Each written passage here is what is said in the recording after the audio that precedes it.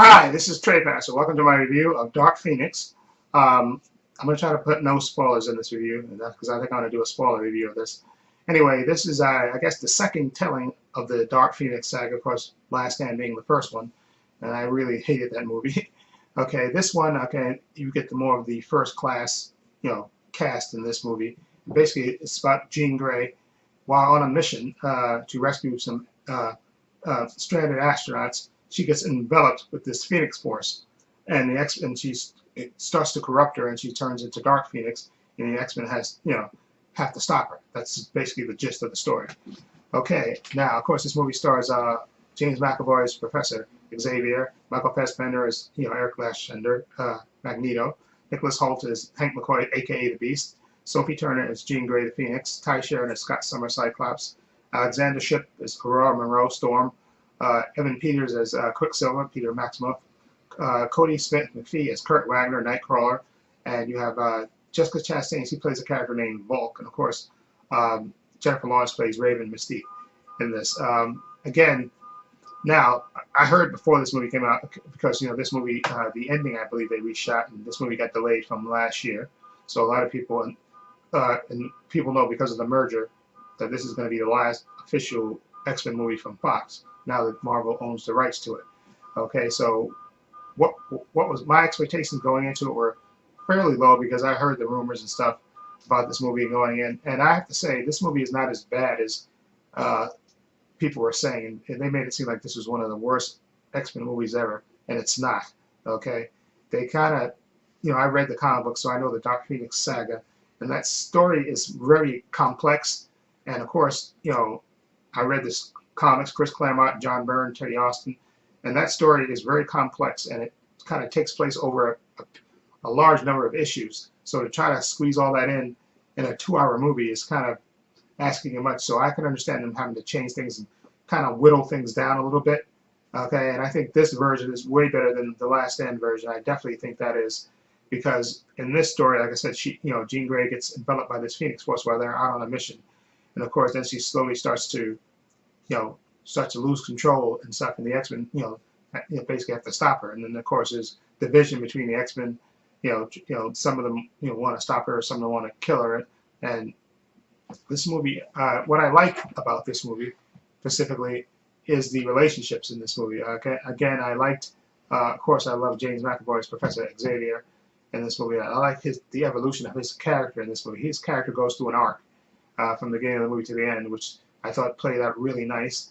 Okay, and Michael Fassbender I thought was okay as Magneto. He didn't have that much to do in the movie. He kind of comes into the movie like he's not in the movie in the beginning, so he comes in midway. Okay, but he does play a vital role in this. And Nicholas Hoult is Hank McCoy, aka the Beast. And if you've seen the trailer, you kind of know what happens to a certain character, which without me saying it.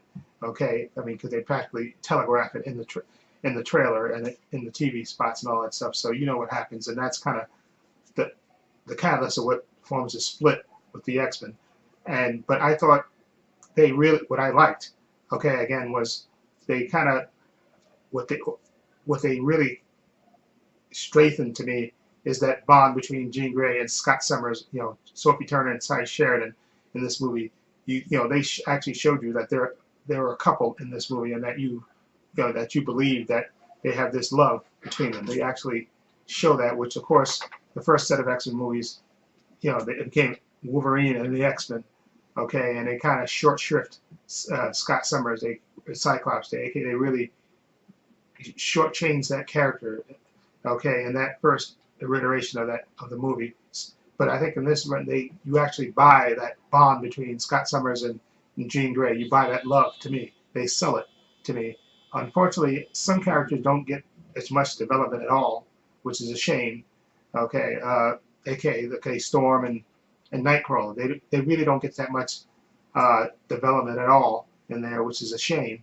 Okay, because I think those characters are interesting, but I guess it is what it is. But that's my one of my negatives about the movie, that you don't get that development between all the X-Men characters, and it's a shame, because I thought those actors did a good job of what little they had. Okay, it's just a shame that they couldn't do more or be given more. Okay, and I thought Sophie Turner as Jean Grey, I thought she was good as this person that's fighting this force that's inside of her and making her lose control. And Jessica Chastain, her character's okay. She kind of played her character like Spock, almost in a way, like with like kind of no emotion and stuff. Even though her character was kind of crucial to Jean Grey in the story, but she kind of played her character, like basically like a Vulcan, to be perfectly honest. Okay, I definitely think I didn't even realize this now until now. I'm looking at the credits. Halston Sage played Dazzler, and there's a little moment where you see Dazzler actually singing and performing in there. And I guess they threw that in just as a as a little Easter egg thing. I didn't even recognize. I knew that character was Dazzler when I saw it, but I didn't realize Halston Sage was was the actual character. So that was like a quick little cameo for Dazzler in this. But overall, I enjoyed this movie a lot. Like I said, they kind of watered it down, not the tale, because like I said, the actual story is complex. You kind of have to condense it for a 2-hour movie. For a 2-hour movie, you have to condense it and change things around. And I bought this movie. I like this movie a lot. Definitely liked it better than X-Men Apocalypse. Definitely liked it better than Last Stand. This is not the worst X-Men movie at all, by far. Okay, the only cringe-worthy line was that line that you see in the clips that they released before that, when Jennifer Lawrence said that line about ex-woman, which I thought was really stupid and a real cringe-worthy line. Okay, it should have never been in the movie, but that's neither here nor there. But overall, I like this movie a lot, and I definitely recommend it, especially if you're a fan of these actors and this set of actors that's been around for basically like 4 movies. I definitely think you should go see it and check it out.